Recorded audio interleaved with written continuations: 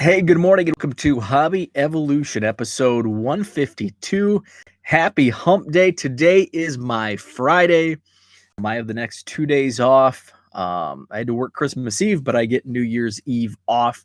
So off Thursday and Friday. We had a winter storm roll in last night. Um, kind of the timing kind of stinks because now I have to strategize my time to get out and snow blow. And today is also trash and recycling day, and of course, it's pretty full. My mom was in town. It was Christmas, so the recycle bin is completely full. So I have to. I can't just run out, after I record this and take the trash cans to the curb. I have to get winterized and go out and snow blow, and then take the trash cans to the curb. So kind of the timing was a day off. It would have been nice if it came in tonight, and that would give me more free time to get all that since I'm off work tomorrow. So we were projected to get 6 to 10 inches. When I took the dog out before I went to bed last night, I had to shovel out the back, and it was the bad part was it was very windy last night too. So I can only imagine how bad the rural areas here got it, because it would have been blizzard conditions in the open road, because there were significant drifts in my backyard. So hopefully those drifts stayed in the backyard and didn't get the front where my driveway and sidewalks are, because I just have the one stage snowblower. So but it looks like when I looked out the window and knock on wood, hopefully, didn't look too bad. Didn't look as bad as the last storm we got, which was, I think, 6, 7, 8 inches. So may have been the same amount of snow. I don't know. Anyway, today I want to talk about my trade. The trade package arrived, I think, Christmas Eve. And I did not get around to counting it until this morning. So that count is in. And also I set up my label printer, my thermal label printer last night, and it works well. And Darvish trade. My thoughts on the Darvish trade. George, what's happening? Good morning. So I counted my latest mail day from Joe in Minnesota, or actually no, he's in North Dakota. Joe in North Dakota sent almost 800 Cubs cards, just shy of 800 Cubs. That puts the count over 525,000. That was my, I guess you could call it my stretch goal for the end of the year. My goal going into 2020 was 500,000 Cubs cards. And I hit that right around October 1st. So it's kind of been a slow roll to end the year, but hey, added another 25,000 in the last 3 months. I'll take it. So I'm at 525,453 Cubs cards. So give me a nice little push, because my goal for 2021 is a little steeper than what I had projected for 2020. I think so. Going into 2020, my goal was 500,000 by the end of the year. And I think I went into 2020 with like 397,000, somewhere around there. My goal was 400,000. And I came up shy. I didn't hit 400,000 until like the day before Cubs convention.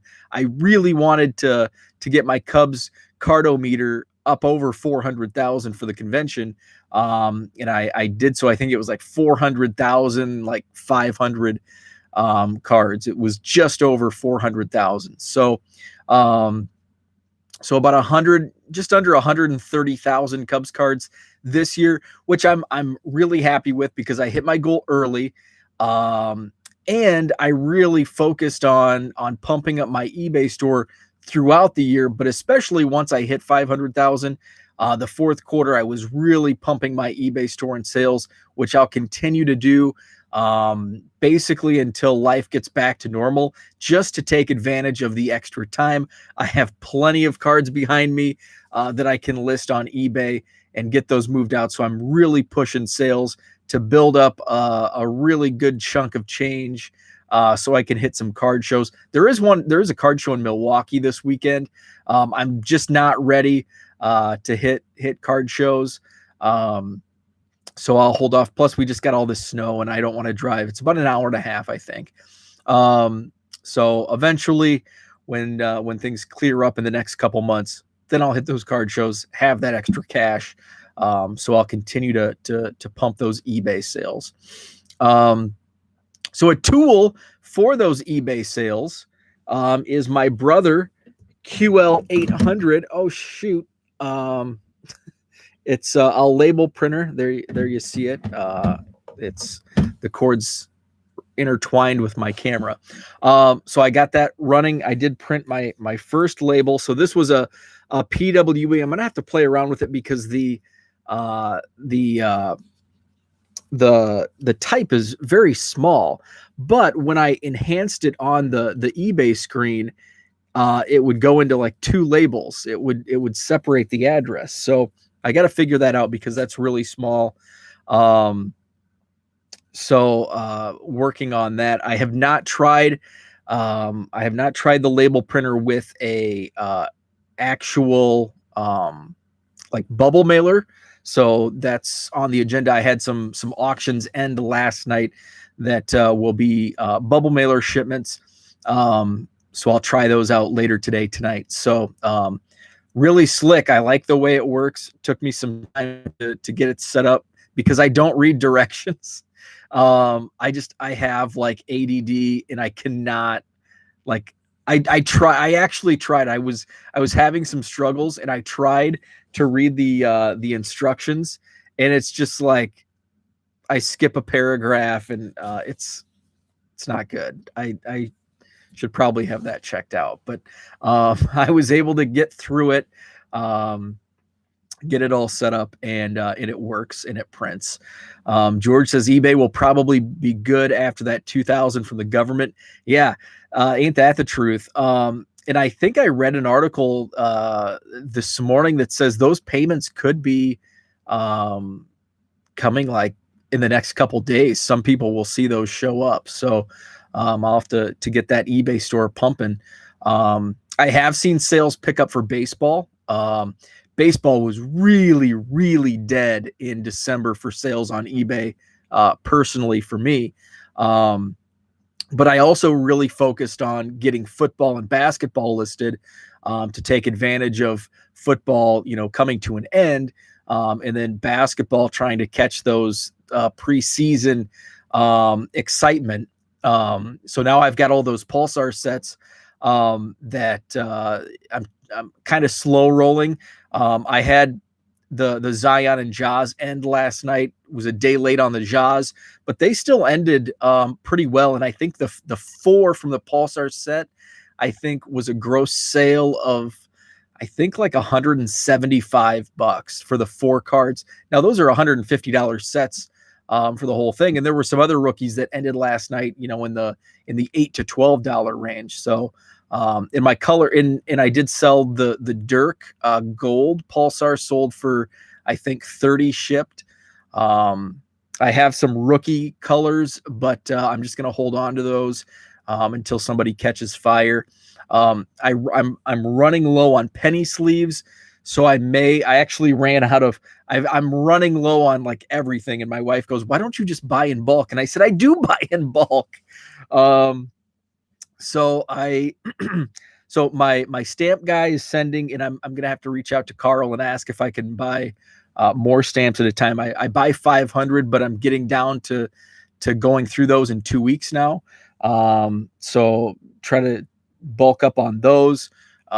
Usually I buy envelopes from Costco as like backups. So I ran out of envelopes. I ran out of stamps 2 days ago. I bought a roll of 100 yesterday to get me through the next couple days. So my supplies, I did get my case of top loaders in a couple weeks ago. I think I have about 400 left out of the case of 1,000, so I'm going to have to put another order in for those. Penny sleeves, need those. It's crazy. So the label printer, the Cubs count. The other thing I want, the Yu Darvish trade. So I tweeted yesterday that I thought I was it seemed like I was the only Cubs fan that was happy with the Yu Darvish trade. And I'll tell you why. It's not a fire sale. Now, if the Cubs do deal Wilson Contreras, then it might be a fire sale and a complete rebuild, which is not necessary. And maybe I'm being a little tied up emotionally because Wilson and Javi are like my 1A, 1B favorite Cubs players. So I really do have that emotional fan attachment to Contreras. But the Cubs dealt the backup catcher, Victor Caratini, with Yu Darvish to the Padres. So, you get rid of, if you deal Wilson Contreras, you've already dealt Victor Caratini. Who does that leave us with? Josh Fegley, and some minor league guys that, we do have Miguel Amaya, but he's going to be in Double-A. He's not going to be ready in 2021. He's a 2022 guy. So that's why I was okay with trading away Caratini. I'm not too high on Caratini, and we have Amaya coming up. So if we can just kind of bridge that gap, but there's also the financial aspect, and that was the biggest key to Yu Darvish. Now, Yu Darvish has had some issues in the past with injuries. He had the meltdown in the playoffs before he came to the Cubs, and he basically sucked his first year or two with the Cubs. And this past year, we have short memories, so we remember the good. And he was really, really good. Runner up to the Cy Young last year, 2020. But 2018, 2019, he was not good. And he's got the injury history. I think this is his age 35 season. He's at the peak of his trade value. Yu Darvish, my opinion, will never be this high in trade value. And I think part of his success in 2020 was the lack of fans. And I truly believe that, because Yu Darvish seemed to get rattled, especially in big games where he struggled. It seemed to maybe get a little into his head, and mentally, it played out on the field in his pitching, from what was going through his head. And I really do think that not having fans in the stands helped Yu Darvish immensely with his pitching performance. Sure, we won't see the fans in 2021 like we, did prior to 2020. But I do think there's going to be some regression by Yu Darvish, and you have to capitalize on that. And it's not like he's 25, he's 35. And it's not a complete fire sale, even though the rotation, once you deal Darvish, I'm looking at the rotation, and it's Kyle Hendricks, Zach Davies, Adbert Alzolay, Alec Mills, and question mark for number 5. Who knows where it's going to go? But the Cubs, and you can't grade a trade right now, especially with the prospects that were sent, because these guys are young. I think 2 of the 4 prospects that were traded to the Cubs won't even be in full season ball in 2021. They're that young.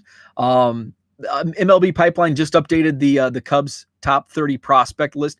I was a little surprised at where they fell in to the rankings, because the Padres had the number 2 ranked farm system in all of baseball. And these guys were ranked, I think, 11, 13, 15, 16 in the Padres organization. Cubs, meanwhile, ranked number 23 as a farm system. And the way they slot those guys in, Reggie Preciado was the only player that slots into the top 10. Owen Casey, who was a second-round draft pick this past year, He's in at number 11 in the Cubs organization. And then you've got Santana, and there's one other player I can't remember. And I think they slot in like 15, 16 in the Cubs organization. So I was a little surprised that they wouldn't be a little higher. Maybe Casey slipping into the top 10, like 9, 10 on Preciado and Casey, the other two. Since they're young, maybe, 13, 14, 15 area. So it's going to be interesting. And I like the quantity over quality of the trade because the Padres aren't giving up CJ Abrams or Mackenzie Gore. So you can count those guys out. So if you do get close to major league ready guys in terms of prospects, they're not going to be impact players. Whereas you deal for a few 17, 18-year-old raw prospects, they could develop into high impact prospects and high impact Major League Baseball players. So that's my optimistic take on that deal. Plus, you do get, it's not like you gave away a pitcher and didn't. Zach Davies has good numbers. If you look at his stats over the last 3 years, they almost mirror Yu Darvish's stats in that same time frame. So it's not like you're getting some scrap heap number 5 starter in Zach Davies. He's a reliable starting pitcher. Now, if the Cubs do pull the trigger and trade Wilson Contreras, then I will be upset. Then you're looking at, you can start throwing around the term fire sale because now you're left with a bare cupboard at the catching position. You're pretty bare at starting pitching. So they're going to have to make some deals, whether it's free agency or the trade market, because I don't think as far as both positions, starting pitcher, there's really not much major league ready starting pitching that I think can be slotted into the number 5 starting pitcher. And then the catcher, there's nobody ready in 2021. The Cubs do have some nice talent at the backstop. Miguel Amaya is the closest to being major league ready, and he'll probably start at Double-A next year. But then after that, the best catching prospects are really young. We're talking low A and extended spring training young, like 18, 19, 20-year-old guys who are really raw. So there is talent at catcher, but they're just 3, 4, 5 years away from the big leagues if they get to that point. So that's my take on the Yu Darvish trade. It's a wait and see. You can't grade the trade. Neither team has won the trade. We'll see how Darvish pitches in San Diego. We'll see how Davies pitches with the Cubs. We'll see how these prospects progress. One thing that annoys me in grading trades is we kind of take an unfair look. And I'm going to go back to, I was thinking about other trades in dealing with prospects with the Cubs, since I follow them obviously much more closely than other teams. And we go back a couple years with the Cubs right in that height of their competitive window after the World Series, getting a starting pitcher in Jose Quintana. Awesome trade. Quintana had 3 years of control left. He was coming off some amazing seasons. He was like going to the moon in talent when we acquired him from the White Sox.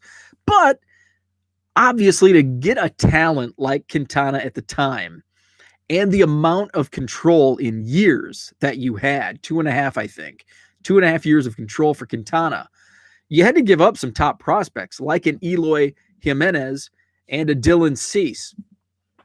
Now, who won that trade? Everybody thinks the White Sox won that trade. Why? Because of the potential. But really, you can't grade that trade even now, 2-3 years later, because neither team has won a World Series in that time frame. None of the players have, had outstanding seasons. They've been good. Quintana has not been as good as what we thought he would be a couple years ago. But we're not talking pennants or World Series. But the trade is graded on potential because, well, the Cubs gave up this, future Hall of Famer Eloy Jimenez and a great starting pitcher in Dylan Cease, a possible ace. Well, guess what? Eloy Jimenez has not been great. He's been good. Dylan Cease has been okay. So the trade has been largely graded on the potential of those prospects, Cease and Jimenez. And the trade has been graded on Quintana's lackluster performance in comparison to what he was expected to give the Cubs from his role. We'll see what's 2021 going to bring. Quintana, he might get traded. Hopefully not. Or was he a free agent? Maybe he was a free agent. I don't know. Actually, I think he was. So I think he's gone because it's what? Hendricks, Mills, Alzolay, Davies, and then question marks. So Quintana is no longer the Cubs. So, obviously, okay, the Cubs didn't get much out of Jose Quintana in the years they had him on the mound. In the future, still to be seen out of Dylan Cease and Eloy Jimenez. Is it likely the White Sox will come out ahead in that trade? Probably. But really, at this point in time, we don't know. We can't predict the future. Dylan Cease has had injury issues throughout his career. Who knows what Eloy Jimenez will do? So remains to be seen. So that's what I had for today. Just wanted to talk that out. The Yu Darvish trade. Coming up today, I've got some snow blowing to do. I've got some garbage to take out after that's done.